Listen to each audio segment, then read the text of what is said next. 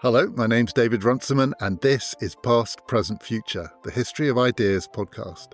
Our extra episode this week is part 2 of our short 3-part series with the writer and theatre director Dominic Dromgoole, talking about explosive, revolutionary first days and first nights in the world of theatre and art in Paris. Today we are in Paris in December 1896, and we're talking about a play that only ran for one night, Alfred Jarry's Ubu Roi. Obscene, scatological, childish, maybe brilliant, maybe not. This one genuinely started a riot. Why?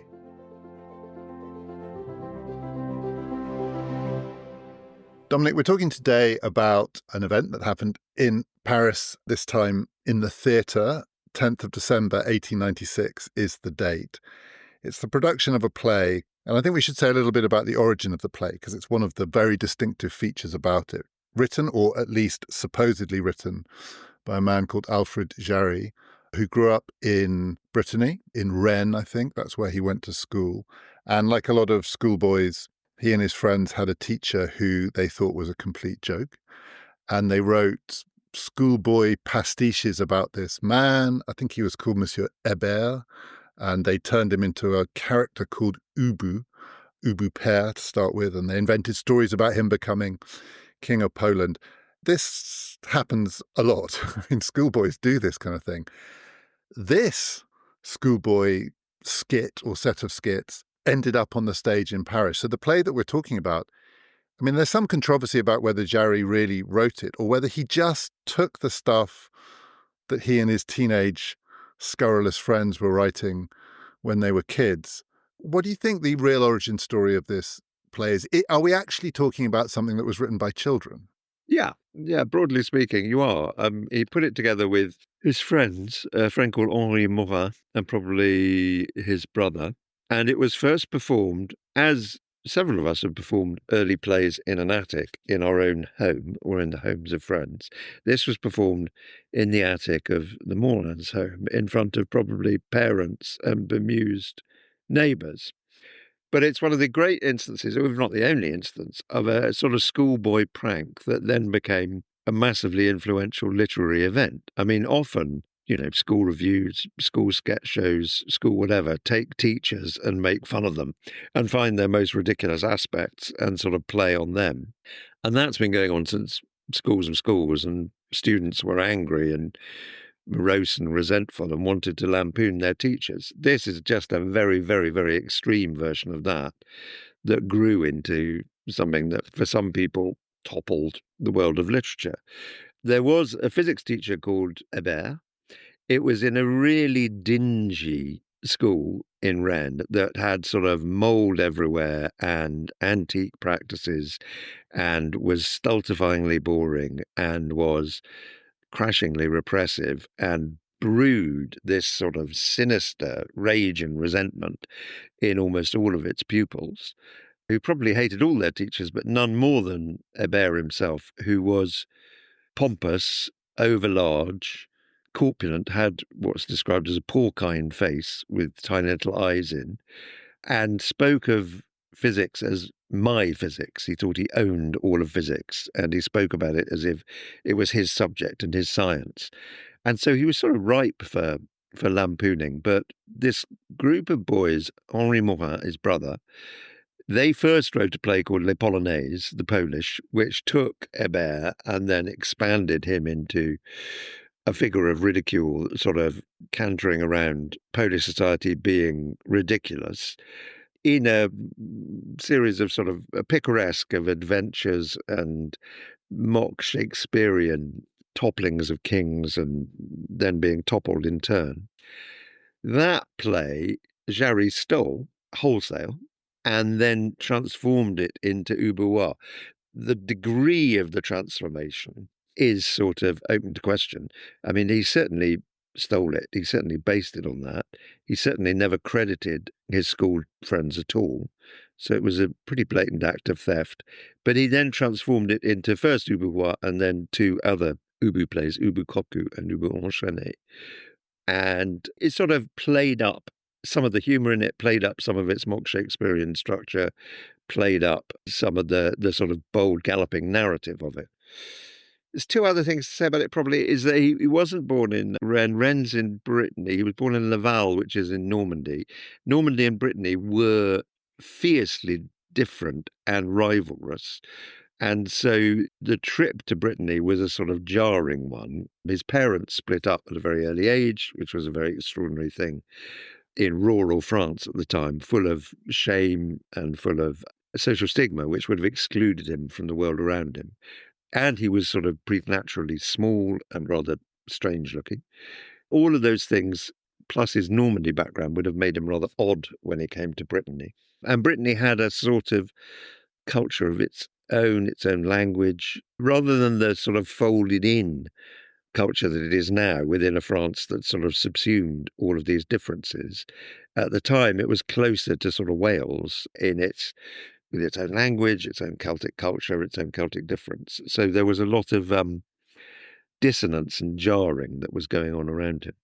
I think it's fair to say the joke, and it is the traditional schoolboy joke about the teacher, about Monsieur Herbert, is that everything he did to assert his authority made him more ridiculous. That was the point. And to the boys, he was oblivious to this. So here's this ridiculous, absurd, pompous, stupid-looking man, and everything that he did to try and establish that he wasn't those things made him even more of those things. And this, in Ubu Roi, just becomes the metaphor for everything. So all forms of human authority, up to and including kings. Everything that human beings do to make themselves dignified in the eyes of the world, to assert their authority, to make themselves powerful, is just a further expression of their grotesque ridiculousness. That's, insofar as there is a joke, I think, that's the joke. And all schoolboys know this about adults. Children know this about adults, I think. But we're going to get on to why this play caused such a fuss. But there is something remarkable about just straightforwardly extrapolating that children's view of the world to everything.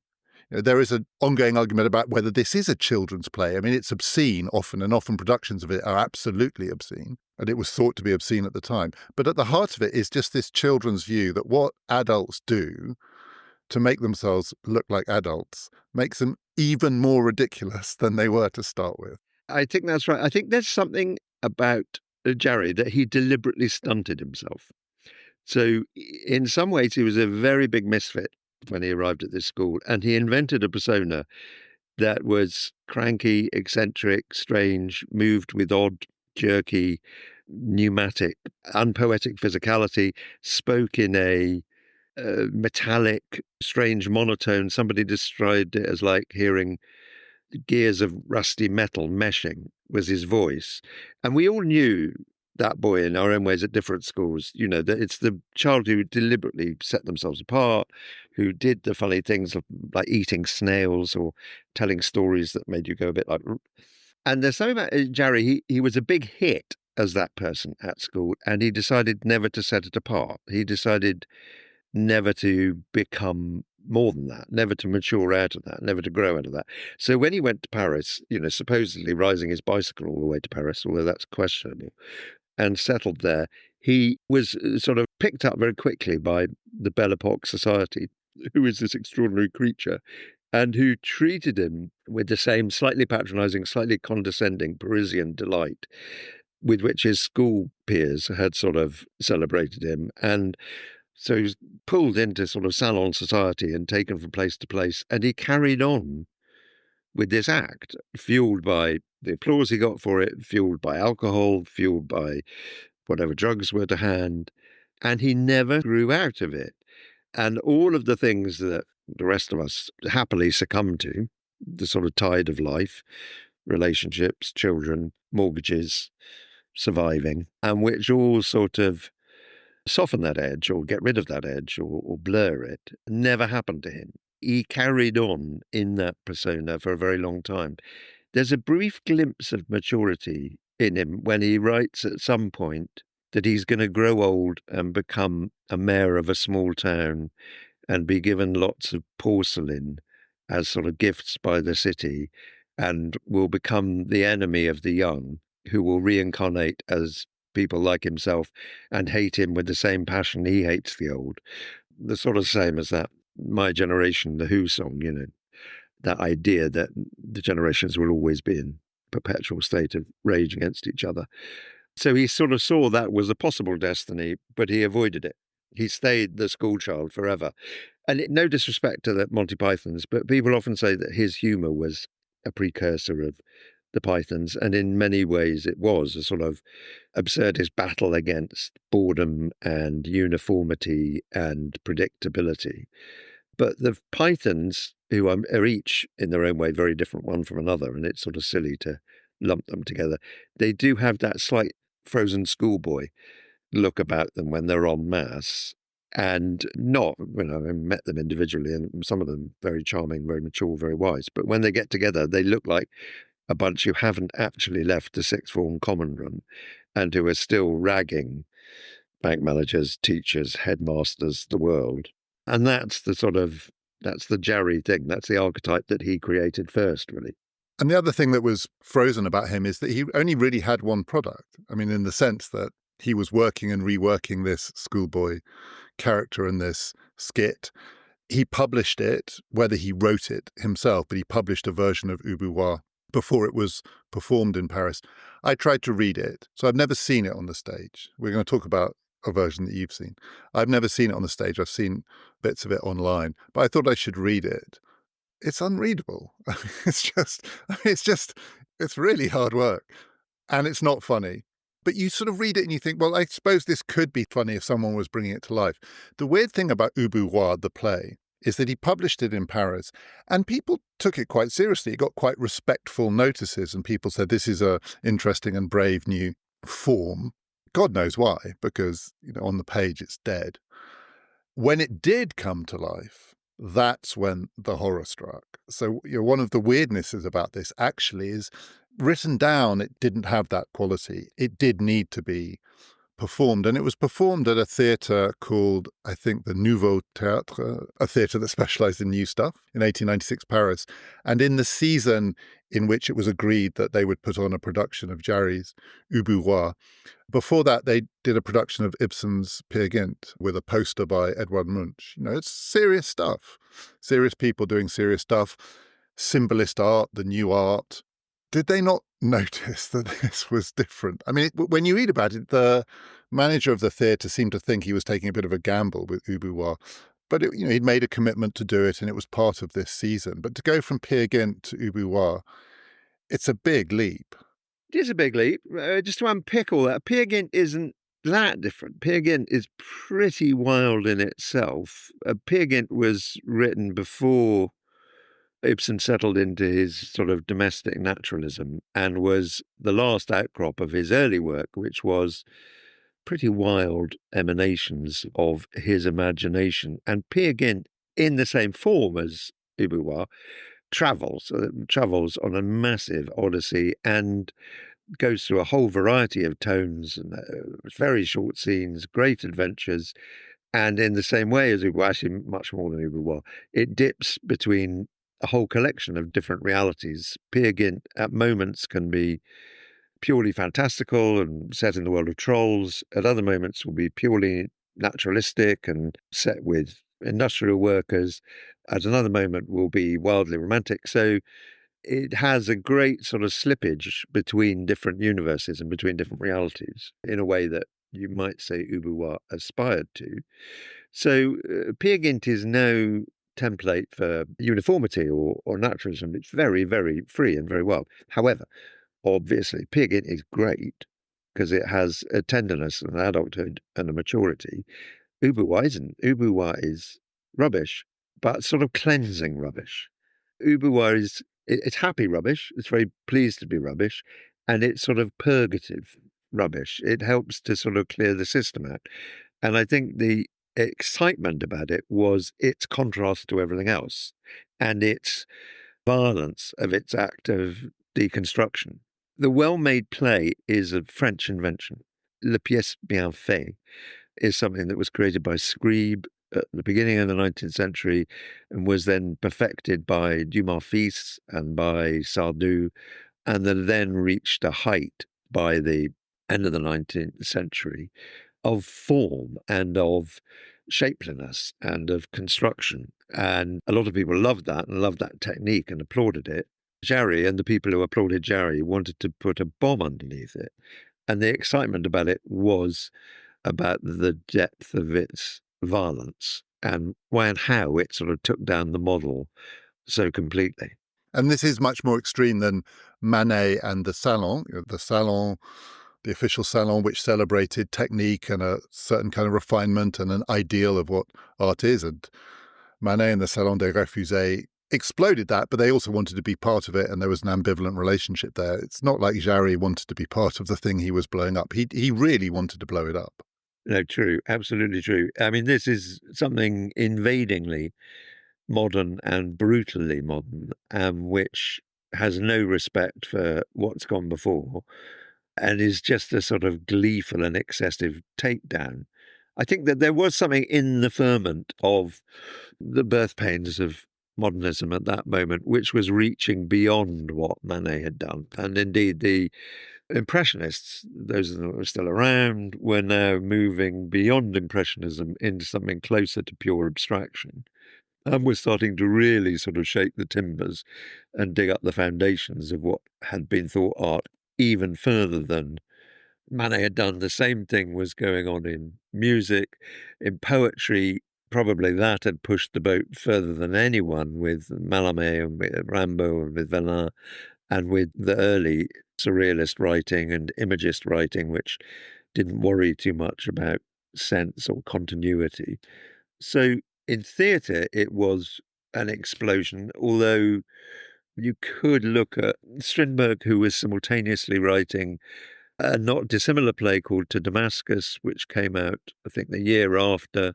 And again, a picaresque, again, an odyssey, again, a man traveling through different forms of reality, and his own dream play, which is full of myth and symbolism. So there was stuff going on across Europe. So to say that it was a completely isolated event would be pushing it. But certainly it was the most visible and the most violent of all the earthquakes.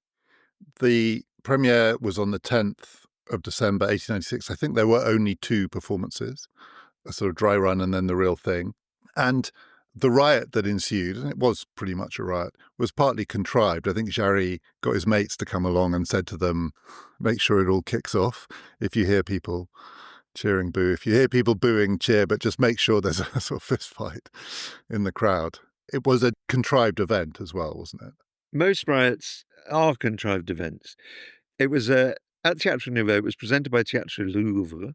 One of the many things that's interesting about it is the presence of Yeats, who was there at the first night, W.B. Yeats, who obviously got the most humongous thrill out of it and wrote about it with, almost a tangible excitement. And he learned that these riots are great, that they create a noise and they create a display and they create a sense of thrill that you need to move beyond the realm of the theatre you're in and start a big public conversation. And if you look at the riots that made the Abbey Theatre famous, Flower on the Stars, and earlier Playboy of the Western World, and even earlier than that, Kathleen the Houlihan, they're all in some way contrived. They're all in some way Yeats, the sort of master riot maker, bringing together audiences that will hate each other, occasionally tanking them up with booze, and whispering to each side obscenities that the other had said about them, just to make a ferment. And he might well have learnt it from Jarry and Ubu. Obviously, when he saw it, the sort of scales fell from his eyes. Biggest thing to say about Ubu was, well, there's lots of big things to say about the first night, but it started with the most disastrous pre-show of all time, which is when Jarry decided to make a speech. And if it wasn't doomed for failure and contention before, it certainly was after his speech. They brought out a sort of makeshift table, and he arrived and sat behind his makeshift table with a big stovepipe hat on and a long black cloak, and then made a long speech of sort of complaint and resentment within this persona he'd created, the strange, metallic, monotonous voice with a sort of edge of attack in it, the funny, jerky movements. And that which delighted his school friends and delighted his salon mates in academic Paris didn't delight the crowd at all. And the speech still exists, and it's a very extraordinary, protracted whine about how he's not sure the play is that good, how they've had to take scenes out that he loved, how they've had to keep scenes in that he hated, how he and the other scene painters, which included Toulouse-Lautrec and Munch, had to stay up all the night before finishing the painting on the scenery and painting some props. It's the oddest possible way to preface a play, having an author come on and go, well, I'm not sure it's going to be that good, and it's been an agony to get it on, and I don't know why it's here, and I don't really care whether you like it or not. So he sort of calculatedly created this enormous disaffection in the crowd. And then the curtain rose, and this very famous actor, established actor from the Comédie Française, Firmin Gémier, moved forwards. And that's always an extra disjunction if you have something very radical and very bold and odd. And if you put Judi Dench in it or Ian McKellen in it, it makes the audience feel that much more uneasy. It makes them go, oh, God, the fabric of society is falling apart. And he stepped forward in an enormous, distended, blown up costume with a funny, strange spiral on the front of it, all across this massive tummy that he exuded in front of him. A sort of spiral that came into the centre where his belly button would be. And beside him was Ma Ubu, the wife of Père Ubu, and the other sort of iconic figure in the play, who was wearing another weird distended costume with enormous breasts and a great big excessive hips and a ridiculous sort of Pierrot hat. So that was shocking. And then he opened his mouth and he shouted one word, which was merdre, not merde, shit, but merdre, with an extra RE on the end, R before the E on the end, which shocked people and then confused them as well, because it had this one extra R in to sort of confuse it and make it not a swear word, but something different.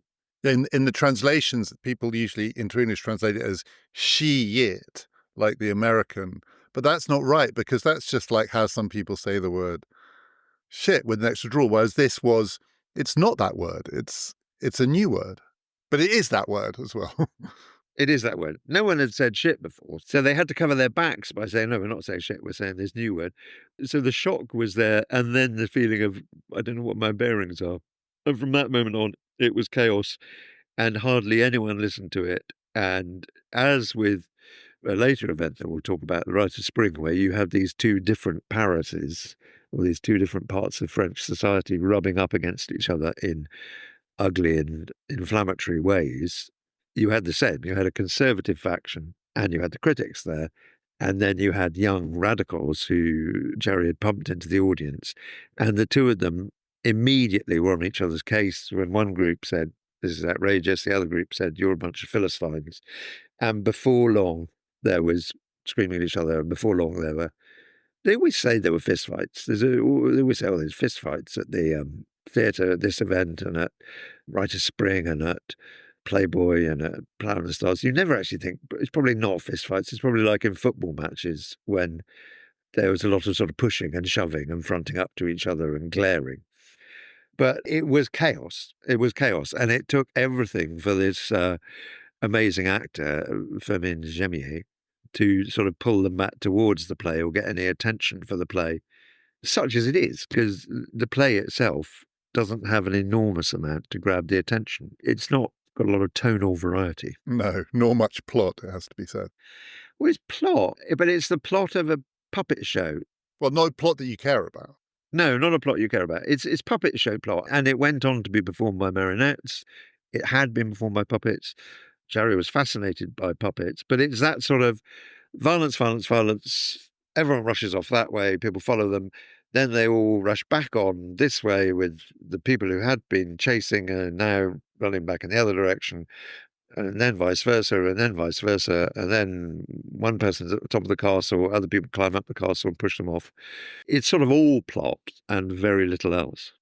I wanted to ask you about the puppets, because that's one of the things that people often say about this play. It was perhaps originally conceived as a play for puppets, and the acting was definitely, Jarry himself did it in his own persona, the jerky movements, but the acting was definitely meant to be mimicking puppetry. And in the biography of Jarry that I read, which takes him very seriously as a thinker, he attended lectures by the philosopher Bergson, Henri Bergson, in which Bergson gave his theory of comedy. And apparently, I didn't know this, Bergson's theory of comedy is that the root of all comedy is the idea that we are puppets, that we are marionettes, that we are these jerky creatures who can't control our own movements. And that's what's ridiculous. We don't realize it. We're the sort of puppets who don't realize that we're puppets, which is a bit like the schoolmaster who doesn't realize that all of his attempts to assert authority are actually making him more and more ridiculous. And it does seem plausible that Jarry took that seriously, and that one of the things about this play is that it is an attempt to ridicule everything by treating all of the characters as these jerky creatures who can't control their movements, can't control their body, so the human body becomes this ridiculous thing that does these things like, shit and everything else. Even kings, even kings shit. Ha ha ha, hilarious. But that's sort of the point. That's sort of, if the play has a point, that is in a way it. But there is apparently a sort of potentially a philosophy behind it. I'm very skeptical about that. I think that's overinterpreting, and I think it's giving credit to the organising intelligence behind it, which is not to say that Jarry didn't have a formidable and extraordinary intelligence, but I doubt that he ever wanted to organise that intelligence. I think some of the part of the point of his writing and thinking and his invention of a really hard to fathom philosophical system, pataphysics, is to not to organise and is to embrace confusion and embrace conflict and embrace exceptions and embrace diversity. I've read Bergson and I've struggled to understand Bergson, and I've struggled to understand for a long time and with other people in mind. And I've struggled to understand the point of trying to understand humour. It seems to me that humour is, like many other things, a mystery. And it changes from generation to generation. It changes from historical moment to historical moment.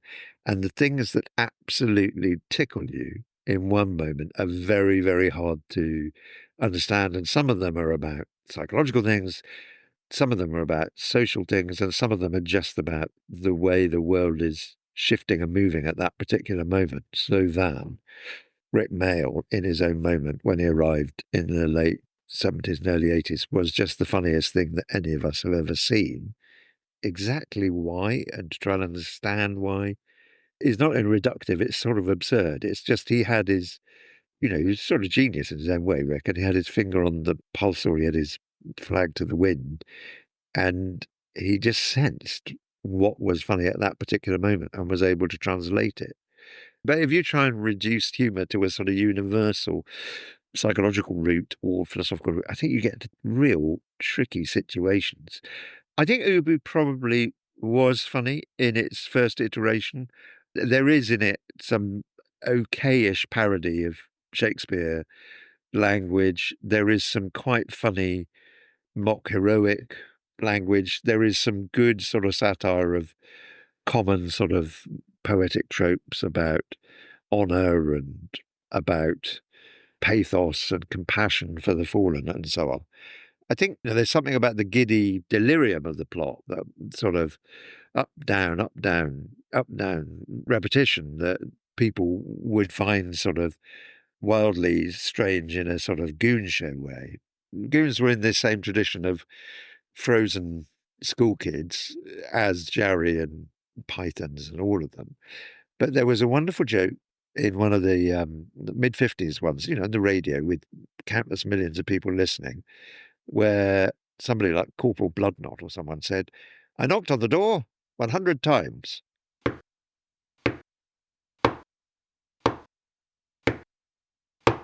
And carried on knocking for 100 iterations. And sort of the whole of England stopped for like 2 minutes as they listened to this just exercise in nonsense and wildness and silliness.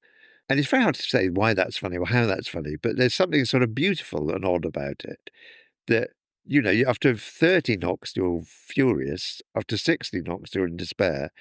And after 90 knocks, you're weeping with laughter without quite knowing why. But you wouldn't want to overanalyze No, that. you wouldn't want to overanalyze that. I remember when I was a student, almost the funniest thing I ever encountered was a friend of mine reading completely straight Freud on humor. So Freud explaining what makes a joke funny. And if someone reads that straight, it's absolutely hilarious because it's so absurd. I mean, the absurdity of it, the lack of humor, his obvious lack of a sense of humor is so hilarious that actually Freud on humor is the funniest thing I've ever seen or heard. I think the other thing of the sort of point of Ubu Roi, which does give it credit and makes it up to date, is a sort of shoulder shrugging casualness about death and genocide and slaughter and suffering. I think the purpose of it was to satirize a sort of phony pathos and compassion which filled theatres, which is when people encountered death or heard of slaughter elsewhere or heard of savagery elsewhere, they'd sort of go, oh, boo, hoo, hoo, hoo, and weep and cry. And Ubu Roi cuts right against that. It's full of horrendous violence and massacres and cruelty, and everyone ignores it and doesn't worry and moves on. And I think there's something really bold and original about that, and which does speak through to today and the fact that we all pick up our news and hear and read about the most appalling things and then glide blithely on to the next thing. There's something funny and unnerving about that in a good way. You're right about your school friend who read Freud's humour, because it kept reminding me of friends at school. It is a very school thing, monologue length, and they catch a certain rhythm and a certain humour, and they monologue, and you just well up. Yeah, absolutely. I was completely helpless. And all he had to do then was go on. And Freud on humor goes on at some length. So, I would have carried on laughing for hours. And it's exactly that kind of schoolboy euphoria it's hard to recapture. Can I ask you just a bit more about W.B. Yeats? Because probably the most celebrated aspect of this one official performance of Ubu Roi was Yeats's response afterwards, where he talked about what an occasion it was. And then he said, I'm going to quote, this is Yeats, I say, after Mallarmé, after Verlaine, after various other people, after our own verse, after all our subtle colour and nervous rhythm, after the faint mixed tints of Condé, what more is possible? And then this is the famous line, after us, the savage god. And the phrase the savage god has come to be associated with the premiere of Ubu Roi. What did he mean? It's hard to know because he was ever cryptic, but it was some sort of endpoint and some sort of stop point that he imagined. The bounds of form and the bounds of narrative and the bounds of humanism and the bounds of observing human relationships had reached an endpoint, that there was nowhere further they could go, and that Jarry, in his lampooning of it and dismembering of it, had left nowhere to go but somewhere inhuman, somewhere mechanistic, somewhere without the bonds that tied people together, just with a callousness and a wildness and a cruelty. It's a sort of prophetic remark in many ways by Yeats, because a lot of the movements that flowered shortly after Ubu and then flowered throughout the first half of the 20th century and on, a whole rainbow of isms, Fauvism, Dadaism, Surrealism, Cubism, all revered Jarry and in some ways doffed a cap backwards to Jarry as their precursor. And they were all about moving into an abstract realm beyond what humanity had made for itself. And then some people would say that the emanations of politics and society in the 20th century, Hitler and Stalin and Mao were all Ubu figures, sort of gleefully cruel, gleefully vicious, totally without human remorse and compassion and pathos. So I think, the savage god was the idea we were moving into a new zone of a world without the codes that had sort of kept people bounded to each other with a sort of proper respect and a proper care. It sort of makes a sort of sense. It sounds a bit facile and a tiny bit easy, especially now that we have a figure who's much more Ubu-ish even than Mao or Stalin or Hitler. You know, if there's anyone that Ubu is the great summarizer of, it's the present occupant of the White House in his sort of unbounded appetite, his complete transparent shamelessness, and his sort of gleeful clownishness. He is a clown and happy to be, and charges around the world being totally transparent about his own lack of a moral code or lack of a moral compass, and sort of daring anyone to try and stop him. I'm going to do an episode for this podcast about another of those isms, which is futurism. And Marinetti, the author of the Futurist Manifesto, was a huge admirer of Jarry. He wrote his own Ubu play, tried to write a version of it called Le Roi Bombas, which apparently is even more scatological and absurd. And the Futurist Manifesto was one of Marinetti's productions, and then 10 years later he wrote another one, The Fascist Manifesto. And Mussolini, actually, of all of those people, the one that is somehow, people have said this about Trump, that actually if they want to call him a fascist, it's Mussolini, not Hitler, they should compare him to, because there is, if nothing else, there was about Mussolini a puffed up quality that feels quite Ubu-ish. Yes, and a theatrical ridiculousness. It's the unashamed thing, which is all Ubu. He's very open with the audience and open with his cowardice and open with his hypocrisy and with his lack of moral values. Very unpredictable, wildly unpredictable. Apart from Peer Gynt, I think it's probably the case that almost nothing that was on the stage in Paris in 1896 is being produced and performed today, apart from Ubu Roi, which I've read is one of the most performed and produced pieces of theatre in the world, even to this day. I don't know if that's true, and the implication is there are quite a lot of school productions and puppet productions, and it's completely international because it doesn't really matter. The language is not at the heart of it, and you can find your equivalent of the word shit and then add a letter to it and kick it off that way. But like I say, I've never seen it, so I find it hard to know what it would be like now. You have seen it. What is it like now? You see a 21st century production of Ubu Roi? Is it shocking? Can people still make it shocking? It is, if people let loose on it. I mean, just to counter one thing, probably a lot of the plays written in 1896 and performed in Paris in 1896 are in a lot more common currency than Ubu. The plays of Ibsen would have been there. Cyrano de Bergerac would have been around that time, written by Edmond Rostand. The plays of Feydeau, the farce, including A Flea in Her Ear, is around that time and is still ever popular around the world, and much more so than Ubu Roi. I mean, a lot of people are always saying it's the most performed play in the world of that period because they know that no one's ever going to count or know how to count. So it's quite an easy exaggeration. Farce, by the way, isn't that far from Ubu Roi, and the closeness between the two, farce borders on insanity itself, and so they rub along quite easily together. I think the reason why you'd say Ubu still is very performed, and it's sort of great that it is in lots of ways, is you wouldn't see it in repertory theatres, you wouldn't see it in national theatres, or very rarely, but you would often see it in student theatre, and you'd often see it in fringe theatre, because it speaks to that moment. It speaks to the moment when you're that age and you just want to tear the house down, and you think that all the culture and the world that's been created by your parents is dreadful, and you want to shred it.